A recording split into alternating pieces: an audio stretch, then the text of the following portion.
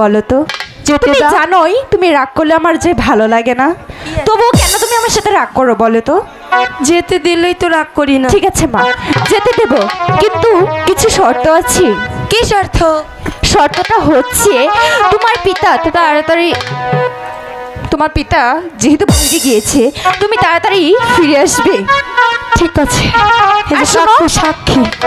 ঠিক আছে, তা নয় সাক্ষী। আর শোনো বেহুলা, যেহেতু তুমি সাঁতার জানো না তাই তোমার সখীদের নিয়ে যাবে। আর আরেকজন সাক্ষী রাখি। ঠিক আছে।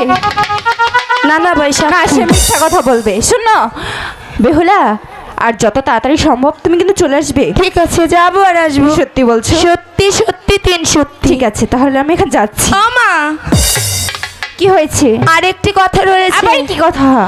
ওই যে তোমার কলসিখানা আছে না, হ্যাঁ, ওটা আমি নিয়ে যাব। না মা, আমি যে তোমাকে কিছুতেই ওই কলসি দিতে পারবো না। না দিলা চুরি করে নিয়ে যাও। না মা, চুরি করতে নেই, তাহলে লোকে মন্দ বলবে। তাহলে দিল। বেহুলা, ওটা যে তোমার ঠাকুমার হাতে গড়া, আর কলসিটি মাটির। তুমি যদি ফেলাচ্ছলে কলসিটি ভেঙে ফেলো। আমি কি ছোট, এত বড় হয়েছে?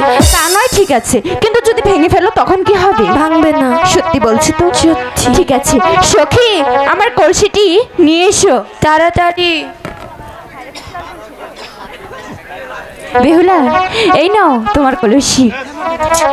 আচ্ছা ঠিক আছে, তবে একটি কথা মনে রাখবে, তুমি যদি কলসিটি ভেঙে ফেলো মা, আমি কিন্তু খুব কষ্ট পাবো। তাই বলছি, আমার যেমন কলসি আমার তেমনটি কিন্তু চাই। এই দেখো তোমার কলসিতে কি যেন ছিল।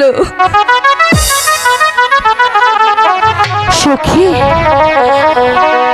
অনেক কষ্ট করে বিদায় নিয়েছি, কিন্তু চল এবার আমরা চলে যাই।